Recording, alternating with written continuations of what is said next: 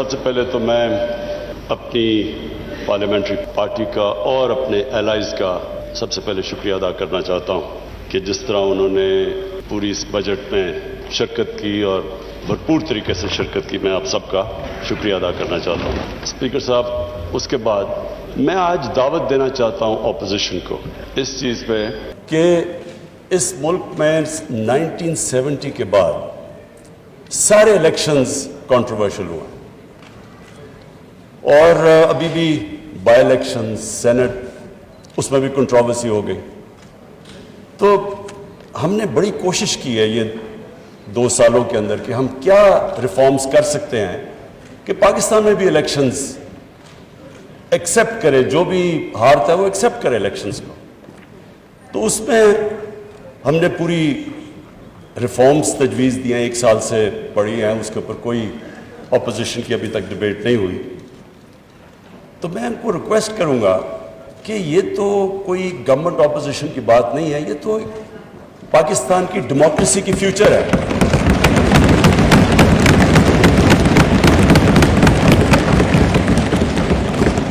Speaker صاحب، کیونکہ میری 21 سال زندگی انٹرنیشنل کرکٹ میں گزری، تو میں صرف اپنے تجربے سے بتانا چاہتا ہوں کہ جب ہم کرکٹ کھیلتے تھے تو اپنے اپنے امپائر ملک کھڑے کرتے تھے، اور ہوتا کیا تھا کہ جو ہارنے والا ہے وہ ہار نہیں مانتا تھا، کہتے جو ہارتا تھا مخالف ملک میں جا کے وہ کہتا تھا جی امپائروں نے ہمیں ہرا دیا۔ اور مجھے فخر ہے اس چیز پہ کہ میں ایز پاکستان کیپٹن پوری کیمپین کی، اور پاکستان وہ ملک تھا جس نے کرکٹ ہسٹری میں پہلی دفعہ نیوٹرل امپائرز کھڑے کیے۔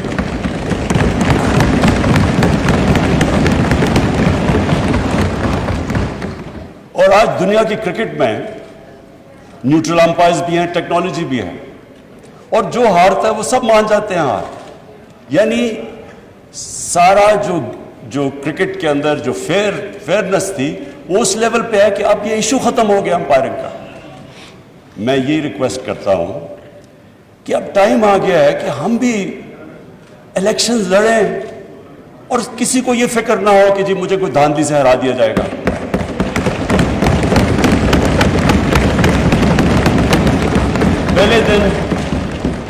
پہلے دن میں نے تقریر کرنے کی کوشش کی، اپوزیشن نے نہیں کرنے دی، اور انہوں نے کیا کہا؟ انہوں نے کہا جی الیکشن ٹھیک نہیں ہوئے۔ جب الیکشن ٹھیک نہیں ہوئے تو بتانا تھا کہ کس طرح ٹھیک نہیں ہوئے۔ جب ٹرمپ نے کہا کہ الیکشن ٹھیک نہیں ہوئے تو ان کے میڈیا اور پبلک نے کہا کہ ثبوت دو کہ ٹھیک نہیں ہوئے۔ ہم نے جب 2013 کے الیکشن میں کہا ٹھیک نہیں ہوئے تو ہم نے 133 میں سے 4 حلقے ڈیمانڈ کیے تھے کہ ان کی رینڈم آپ ان کی آڈٹ کر دیں، اگر یہ ٹھیک ہے ہم الیکشن مان جائیں گے۔ ہمیں نہیں، ان 4 حلقوں کو نہیں کھولا گیا۔ ایونچولی عدالت میں جا کے کیس لڑ کے 2-2.5 سال کے بعد کھلے، چاروں میں دھاندلی نکلی۔ تو میرا اسپیکر صاحب آج اپوزیشن کو یہ ہے کہ ہم نے پوری کوشش کی اور ہم اس نتیجے پہ آئے کیونکہ جوڈیشل کمیشن بیٹھی تھی 2015 کے اندر، اور اس جوڈیشل کمیشن کی فائنڈنگز تھی 2013 کے الیکشن کے اوپر، جو بھی انہوں نے کہا کہ بے ضابطگیاں ہیں وہ ساری ہوتی تھی جب پولنگ ختم ہوتی تھی اور اس کے بعد جب رزلٹ اناؤنس ہوتا تھا۔ تو ہم نے اس کے اوپر جو سب اپنی ڈسکشن کر کے ایک نتیجے پہ آئے کہ اس کا صرف ایک راستہ ہے، ای وی ایم مشینز۔ وہ کیوں ہیں؟ کیونکہ ای وی ایم مشین جیسی الیکشن ختم ہوتا ہے بٹن دبتا ہے رزلٹ آ جاتا ہے۔ تو وہ جو سارا پیریڈ ہے اس کے بعد جدھر ڈبل سٹیمپس ہوتے ہیں، جدھر وہ تھیلیاں کھلی ہوتی ہیں، وہ جو ساری چیزیں ہوتی وہ ساری چیزیں ختم ہو جاتی ہیں اگر آپ الیکشن ختم ہوتے ساتھ ہی رزلٹ آئے، اور پھر پیپر ٹریل ہو کہ جو بھی کویسچن کرنا چاہے تو اس کے پاس موقع ہو وہ جا کے کویسچن کر سکے۔ تو میں اگر ان کے پاس اپوزیشن کے پاس کوئی اور تجویز ہے تو ہم تیار ہیں سننے کے لیے۔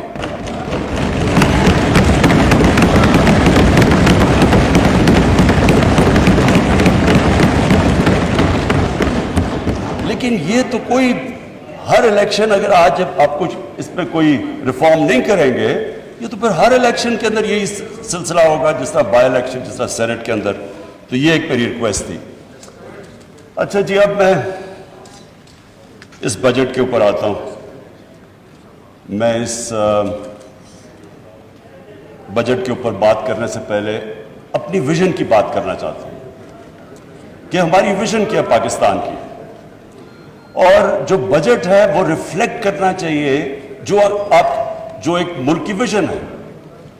مجھے خوشی اس لیے, اور میں شوکت ترین آپ کو اور آپ کی ساری اکنامک ٹیم کو آج خراج تحسین اس لیے پیش کرتا ہوں کہ آپ نے جو میری ویژن تھی پاکستان کی, اس کے مطابق آپ نے بجٹ بنایا.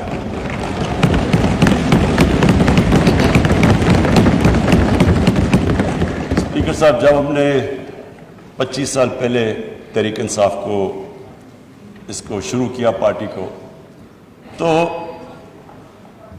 ہماری جو موٹیویشن تھی, جو میری موٹیویشن تھی, وہ ایک ہی تھی جو کہ نظریہ پاکستان تھا. نظریہ پاکستان آبجیکٹو ریزولوشن کے اندر بڑا کلیئرلی ڈیفائنڈ ہے, اسلامی فلاحی ریاست. یہ جو اسلامی فلاحی ریاست ہے, یہ نظریہ جو ہمارے فاؤنڈنگ فادرز تھے انہوں نے مدینہ کی ریاست سے لیا, کیونکہ وہ دنیا کی پہلی فلاحی ریاست تھی. اب اسپیکر صاحب, ہم نے یہ کیوں, میں ذرا سارے ہاؤس کے لیے, اپنے یوتھ کے لیے, سب کے لیے کہنا چاہتا ہوں کہ یہ کیوں ضروری ہے کہ ہم پاکستان اسی فاؤنڈنگ فادرز کی ویژن کے اوپر واپس جائیں.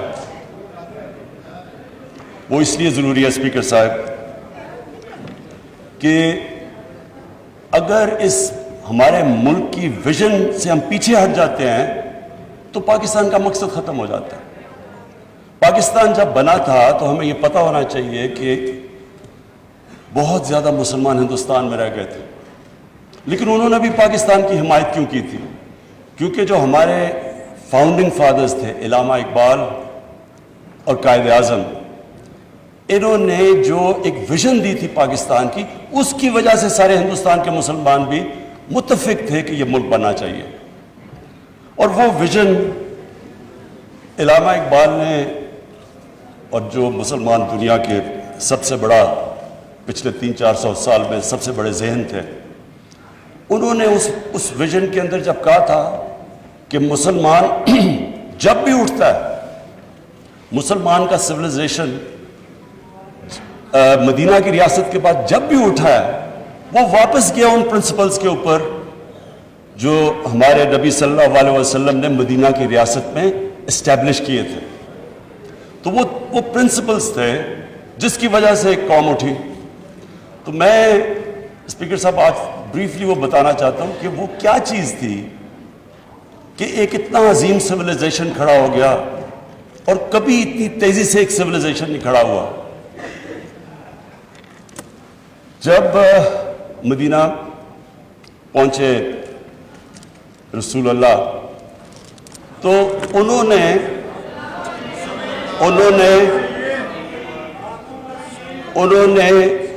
مدینہ کی ریاست میں جو پرنسپلز طے کیے, یہ دنیا کی تاریخ اس کی گواہ ہے کہ ان کے مدینہ کے آنے کے بعد 13 سال کے بعد جو ایک سپر پاور تھی وہ ان کے سامنے اس نے گھٹنے ٹیکے, بیزنٹائن ایمپائر, اور 14 سال کے بعد پرشین ایمپائر ان کے سامنے گھٹنے ٹیک گیا. یہ تاریخ کا حصہ ہے. اور اس کے بعد جو وہ سویلائزیشن انہوں نے سیٹ اپ کیا, وہ دنیا کا سب سے عظیم سویلائزیشن تھا. اس نے صرف یہ نہیں کہ وہ دنیا میں پھیل گیا, انہوں نے جو سویلائزیشن سیٹ اپ کیا, اس کی وجہ سے جو آج ماڈرن دنیا بنی ہے, وہ اس سویلائزیشن نے سارے جو گریک فلسفیز جو دنیا میں, جو ہندوستان میں فلسفیز تھی, ان کی ٹرانسلیشنز کی, ان کو ڈیولپ کیا. ہر فیلڈ میں وہ آگے نکلے, سائنس میں, میڈیسن میں. اور اس کے بعد وہ جب بعد میں ہمارا جب سویلائزیشن نیچے گیا تو یورپ نے ٹیک اوور کر لیا.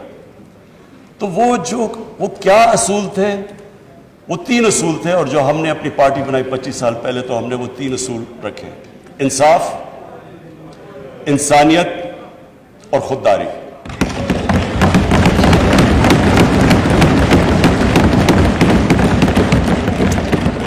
اور یہ تین ہماری ویژن سٹیٹمنٹ میں ہے کہ ہم یہ سمجھتے ہیں کہ جو ہمارا بجٹ ہے وہ ریفلیکٹ کرنا چاہیے یہ تین پرنسپلز. اس سے پہلے میں آج اپنی اکنامک ٹیم کو خراج تحسین پیش کرتا ہوں.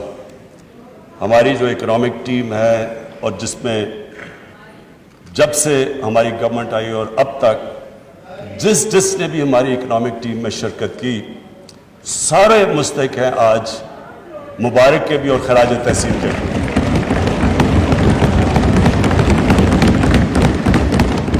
اس ہال میں ہمارے اسپیکرز نے سب نے بتایا کہ کس طرح کا پاکستان ہمیں ملا. جب ہماری گورنمنٹ آئی تو جو سب سے بڑے ہمیں پرابلم تھا وہ جو ٹرم استعمال کرتے ہیں کرنٹ اکاؤنٹ ڈیفیسٹ. جو کرنٹ اکاؤنٹ ہے وہ میں عام لوگوں کے لیے سمجھانے کے لیے کہ کرنٹ اکاؤنٹ کا مطلب یہ ہے کہ ملک میں ڈالرز کتنے آ رہے ہیں اور ملک سے باہر کتنے ڈالرز جا رہے ہیں. اس کا پاکستان کی تاریخ کا سب سے بڑا ڈیفیسٹ تھا. اس کا مطلب یہ کہ ہماری جو کرنسی تھی وہ خطرے میں تھی کیونکہ اتنا بڑا جب خسارہ تھا ڈالرز کی کمی تھی تو ڈالرز نے اوپر جانا تھا, کرنسی نے ڈی ویلیو ہونا تھا. اس کے لیے جو سب سے بڑا ہمیں آتے ساتھ ہی سروائیول کا جو شروع میں پیریڈ تھا, ہم سب نئے تھے, ٹیم نئی تھی, تجربہ نہیں تھا, تو اس کے اندر اتنے بڑے کرائسس میں اس لیے اپنی ٹیم کو خراج تحسین پیش کرتا ہوں کہ ہم نے بڑے مشکل قدم اٹھائے اپنی اکانومی کو سٹیبلائز کرنے کے لیے. تکلیف دہ تھے اور اسپیکر صاحب وہ تکلیف دہ ایسے تھے کہ آپ ایک ملک اگر گھر کی مثال لے لیں, میں سب کے لیے ایک آسانی پیدا کرنا چاہتا ہوں کہ ہمارے سارے جو بھی آج دیکھ رہے ہیں سب کو سمجھ آ جائے کہ وہ کیا مشکل تھی پاکستان کو. ایک گھر مقروض ہو جاتا ہے, آمدنی اور خرچے میں بڑا خسارہ ہو جاتا ہے, کرایہ دار آ رہے ہیں, لوگ آ رہے ہیں پیسے مانگنے کے لیے, قرضے لیے ہوئے ہیں, تو وہ گھر کیا کرتا ہے؟ وہ صرف دو چیزیں کر سکتا ہے, اپنے خرچے کم کرتا ہے اور اپنی آمدنی بڑھانے کی کوشش کرتا ہے. تو جب وہ اپنے خرچے کم کرتا ہے تکلیف ہوتی ہے گھر کو. خرچے جب کم کرتا ہے, اگر آپ کے بچہ ایک اچھے اسکول میں جا رہا ہے اس کو آپ کو نکال کے دوسرے اس اسکول میں گورنمنٹ اسکول میں ڈالنا پڑتا ہے. اگر آپ کا گاڑی ہے تو موٹر سائیکل, اگر موٹر سائیکل ہے تو سائیکل لینا پڑتا ہے. وہ ایک جو بھی گھر اس سچویشن میں ہوتا ہے اس کو اس مشکل وقت سے گزرنا پڑتا ہے جب تک اس کی آمدنی اوپر نہیں آتی. تو ہمارے لیے وہ مشکل فیصلے کرنے تھے, لوگوں کو تکلیف ہوئی, عوام بڑی مشکل سے گزری اور کئی ابھی بھی گزر رہے ہیں. لیکن اس کے علاوہ جب ایک ملک مقروض ہو جائے اور جب ایک ملک اس مشکل میں پڑ جائے, اس کے علاوہ دوسرا اور کوئی راستہ نہیں ہے اس کا. کوئی بھی ملک لے لیں, جب ترکی میں پرائم منسٹر تب اردوغان آئے تو ان کو بھی جب ترکی کو جو وہ بھی قرضے میں ڈوبے ہوئے تھے ان کو بھی IMF کے پاس جانا پڑا, لیکن وہ بھی 2-3 سال مشکل وقت سے گزرے. تو مجھے آج یہ خوشی ہے کہ ہماری اکنامک ٹیم نے جس طرح کے فیصلے کیے, جس طرح ہم وہ چیلنجز لیے اور جس طرح ان چیلنجز سے نکلے. ایک تو اکنامک چیلنج تھا, دنیا میں باہر گئے, پیسے اکٹھے کرنے کی پوری کوشش کی. میں آج پھر اپنے وہ ملکوں کا شکر گزار ہوں جس طرح UAE نے ہماری مدد کی, سعودی عربیہ نے ہماری مدد کی, چائنا نے ہماری مدد کی.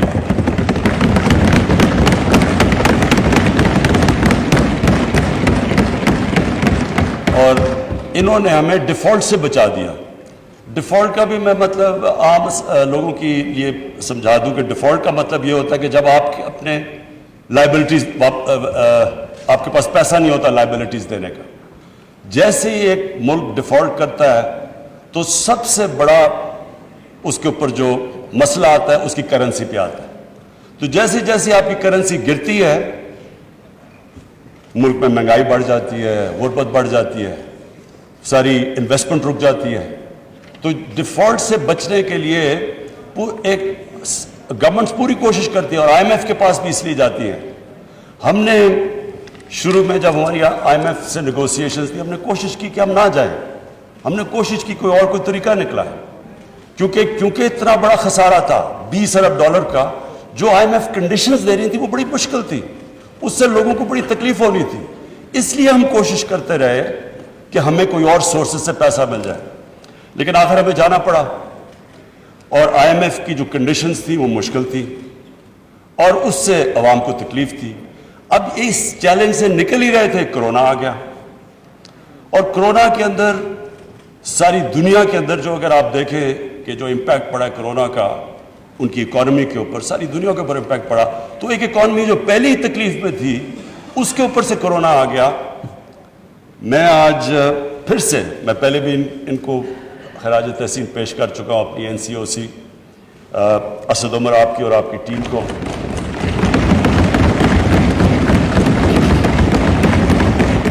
ڈاکٹر فیصل کو، اور اس میں پھر جتنی بھی کوآرڈینیشن تھی پاکستان آرمی، انہوں نے ہماری پوری مدد کی، ہم نے انٹیلیجنس پوری ان سے لی، جو بھی پھر ہم نے ہاٹ سپاٹس اور پھر ان کو لوگوں کو ٹریک اینڈ ٹریس، اور ڈاکٹر فیصل جس نے پوری ایکسپرٹ اوپینین ہمیں دیتا رہا کہ یہ دنیا میں یہ ہو رہا ہے تو آپ کو یہ جو بھی قدم ہمیں اٹھانے چاہیے، تو اس سے میں آج ہم سارے پاکستانی، ہم وہ خوش قسمت قوم ہے، اگر آپ ارد گرد دیکھیں، ایران میں دیکھیں، بدقسمتی سے ابھی افغانستان دیکھیں، ہندوستان دیکھیں، آج انڈونیزیا میں جو ہو رہا ہے، تو ساری، اور بنگلہ دیش میں جو صورتحال ہے، لاک ڈاؤنز لگا دی ہیں، اس کے مقابلے میں اللہ کا میں خاص طور پہ، کیونکہ اللہ نے، ہم انسان تو ایک سٹیج تک جا سکتا ہے، اس کے بعد تو اوپر والے کے اوپر چھوڑ دیتا ہے، اور اس نے ہمیں بچا لیا، ہم جس طرح نکلے اس سے،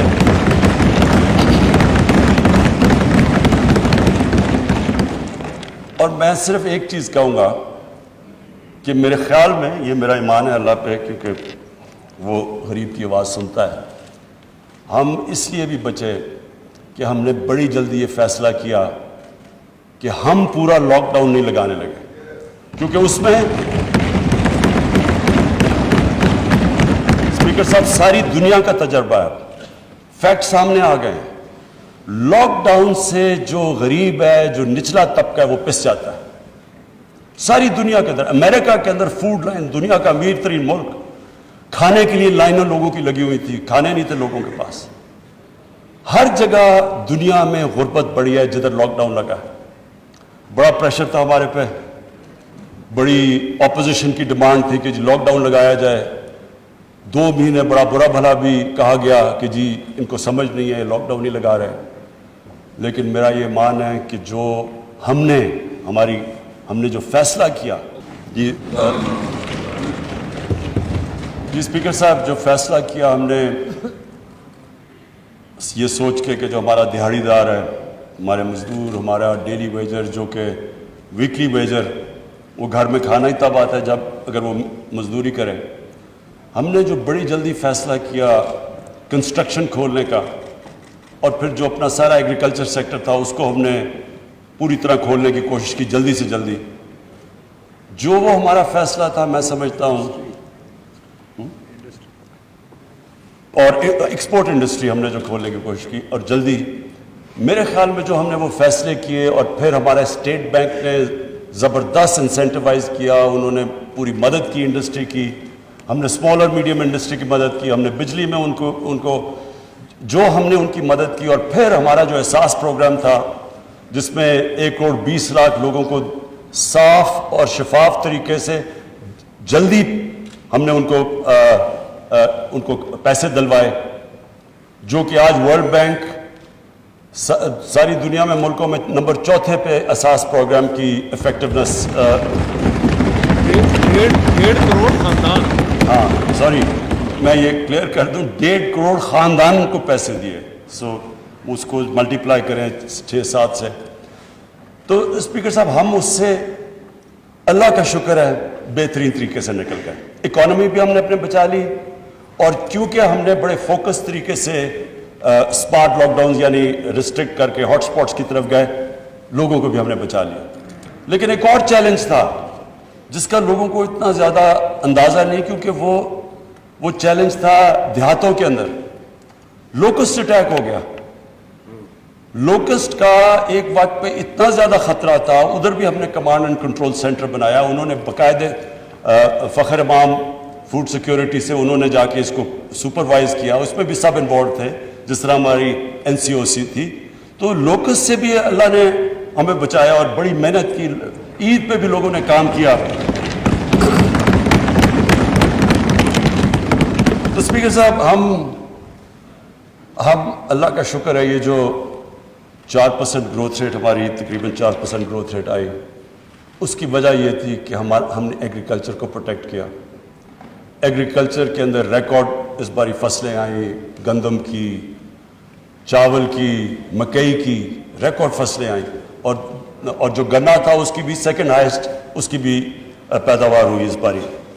اور اس کی وجہ سے ایک ساری اکانومی اٹھی. اور پھر جو ہم نے ایک بہت بڑا فیصلہ کیا, ہم نے یہ فیصلہ کیا کہ جو ہمارا جو کسان ہے, جو یہ شوگر ملز میں اپنے گنے لے کے جاتا ہے, کہ ان کو ٹائم پہ پیسہ ملے. یہ نہ ہو کہ ایک سال کے بعد پیسہ ملے اور پورا پیسہ ملے, جو سپورٹ پرائس ہے وہ پیسہ ملے.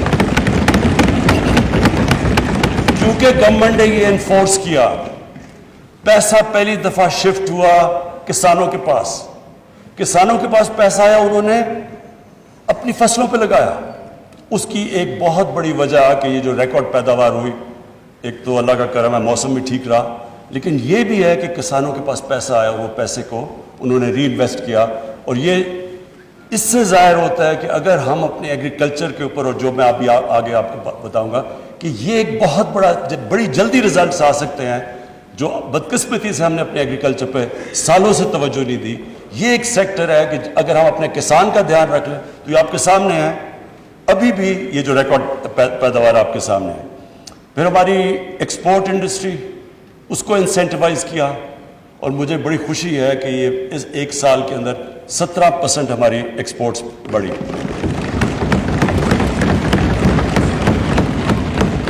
اسپیکر صاحب, جو جون کا مہینہ تھا, جون کے مہینے میں ہماری جو ایکسپورٹ صرف جون کے مہینے میں ہوئی وہ $2.7 ارب ہوئے, جو آل ٹائم پاکستان ریکارڈ ہے ایک مہینے کے اندر. اور پھر ہم نے جو اپنی کنسٹرکشن انڈسٹری کو انسینٹیوائز کیا, جو رکاوٹیں تھیں وہ دور کی. ہم نے باقاعدہ جو کنسٹرکشن انڈسٹری کے اندر لوگ تھے ان سے مذاکرات کر کے ہم نے ہر کوشش کی کہ ان کو انسینٹیوز دیے جائیں. کیونکہ جب کنسٹرکشن انڈسٹری چلتی ہے تو اس کے ساتھ, اور خاص طور پہ ہاؤسنگ, تو جتنے 30 انڈسٹریز ریلیٹڈ ہیں وہ ساری چلنی شروع ہو جاتی ہیں. تو اس کی بھی وجہ سے یہ جو گروتھ ریٹ ہماری بڑی آخر میں, یہ اللہ کا کرم تھا. اب آگے میں فیوچر میں بتا دوں, اس کے بعد واپس جاتا ہوں اپنی ویژن کے اوپر. دیکھیں فیوچر میں ہم بڑے کلیئر ہیں کہ اب پاکستان کا ڈائریکشن کیا ہے. ہماری جو گروتھ ہوگی وہ ایکسپورٹ لیڈ. ایکسپورٹس کے اوپر اب ہم پوری توجہ دے رہے ہیں.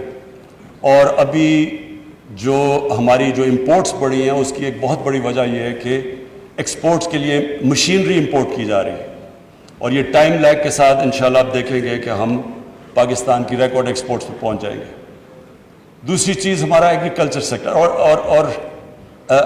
ایگریکلچر سیکٹر کے علاوہ جو میں انڈسٹری کے ایک اور بات کر دوں کہ اسمال اور میڈیم کے اوپر ہم اصل توجہ دے رہے ہیں. پہلے لارج اسکیل مینوفیکچرنگ کے اندر ہماری 9% گروتھ ریٹ ہوئی ہے. اسمال اور میڈیم کے اوپر پرابلم یہ ہے کہ ان کو بینکس قرضے نہیں دیتے. اب ان کے لیے فائنانس منسٹر طریقے ڈھونڈ رہے ہیں کہ ہم کیسے کے لیے پوری پالیسی ڈیوائز کریں, اور جو ریگولیشنز ہیں ان کو آسان کرتے جا رہے ہیں. کیونکہ اتنے زیادہ ریگولیشنز ہوتے ہیں وہ اسمال اور میڈیم انڈسٹری چلنے کا, اس کا وہ رجسٹری نہیں ہوتے ڈر کے ریگولیشن سے. تو اس کے اوپر پوری اب انسینٹیوائز کر رہے ہیں ان کو. جو ایگریکلچر ہے اس پہ ہم کئی چیزیں کر رہے ہیں. ایک تو پنجاب نے بڑا زبردست کام کیا, کسان کارڈ لے کے آ رہا ہے. کسان کارڈ سے ایک ڈیٹا بیس ہوگا, سارے کسانوں کو رجسٹر کر رہے ہیں ہم. اور جو چھوٹا کسان ہے, چھوٹے کسان کو جو 13 ایکڑ سے کم کسان ہے, اس کو ڈائریکٹ سبسیڈائز کریں گے, ان کو کھادوں کے اوپر, ان کی پیسٹیسائڈز کے اوپر. پھر اگر کوئی جس طرح بکھر میں ابھی میں نے سنا ہے کہ وہاں ان کی جو فیل ہو جاتی ہے, اب 3 سال سے ان کے جو چنے کی کراپ فیل ہوگی, ان کو ڈائریکٹ مدد کریں گے. تو یہ پہلی دفعہ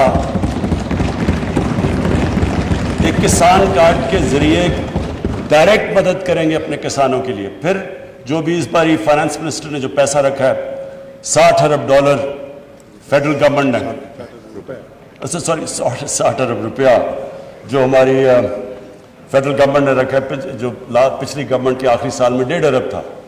تو یہ جو 60 ارب ہے اور اس کے اوپر جو 100 ارب کی چھوٹ دی ہے ٹیکسز کے اوپر ایگریکلچر سیکٹر پہ, کوشش یہ ہے کہ اب ہم ایگریکلچر سیکٹر کے اندر وہ کام کریں جو بہت پہلے کرنا چاہیے تھا, ریسرچ, سیڈ ڈیولپمنٹ. یہ سب سے امپورٹنٹ ہے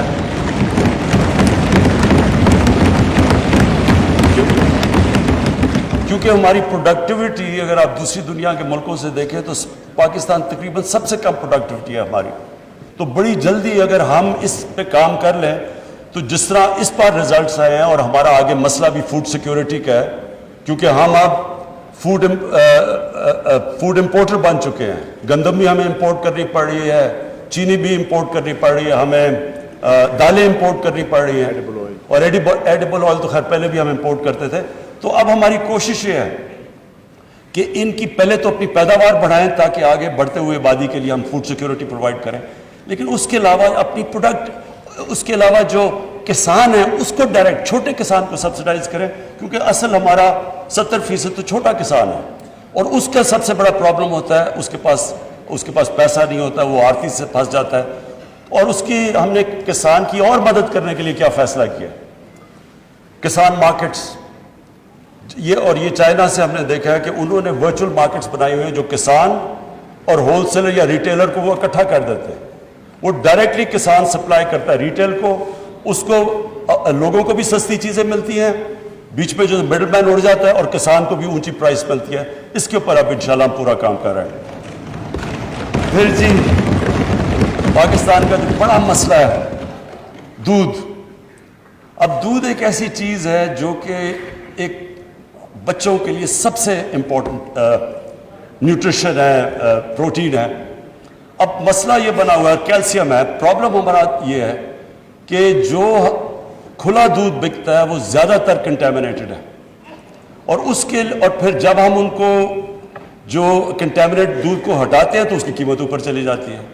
تو ہم اس نتیجے پہ آئے ہیں کہ اس کا سب سے آسان طریقہ یہ ہے کہ ان کی جینیٹک امپرومنٹ کریں گایوں کی اور بھینسوں کی, اور اس کے لیے باہر سے اب یہی باہر سے امپورٹ کر رہے ہیں جو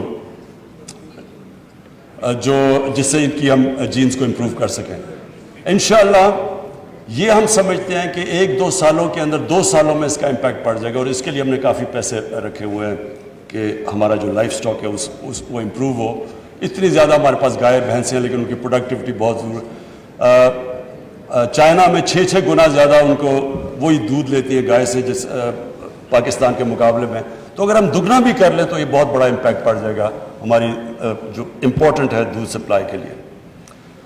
اچھا اسپیکر صاحب, اب میں واپس ریورٹ کرتا ہوں کہ پاکستان نے اگر آگے بڑھنا ہے تو ہمیں ان اصولوں کے اوپر واپس جانا چاہیے جس ویژن کے مطابق پاکستان بنا تھا.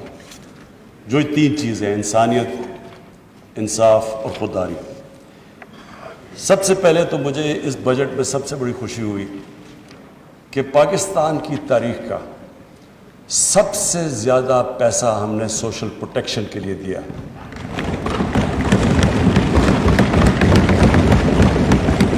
ہماری تاریخ میں کبھی اس کے قریب بھی ریسورسز کبھی بھی نچلے طبقے کو اوپر اٹھانے کے لیے نہیں کیا. جو مدینہ کی ریاست میں جو اصول رکھا گیا تھا, پیسے نہیں تھے بھی ان کے پاس. شروع میں مدینہ میں مسلمان بڑے غریب تھے, لیکن رسول اللہ نے, نبی صلی اللہ علیہ وسلم نے شروع میں ہی کہہ دیا کہ ہماری سب سے بڑی کوشش ہوگی کہ جو کمزور طبقہ ہے, جو بیوہ ہیں, جو یتیم ہیں, جو معذور ہیں, غریب ہیں, ان کو ریاست نے ان کی ذمہ داری لی تھی. یہ پہلی دفعہ دنیا میں ایک ویلفیئر اسٹیٹ بنی تھی. تو پاکستان شروع سے ہی ہمیں جس طرف جانا چاہیے تھا ہم نہیں گئے, ہم دوسری طرف چلے گئے. ہم نے کہا پہلے پیسہ آئے گا پھر ویلفیئر اسٹیٹ بنے گی, کہ جو اوپر سے جو वर्ड यूज किया जाता है ट्रिकल डाउन इफेक्ट होगा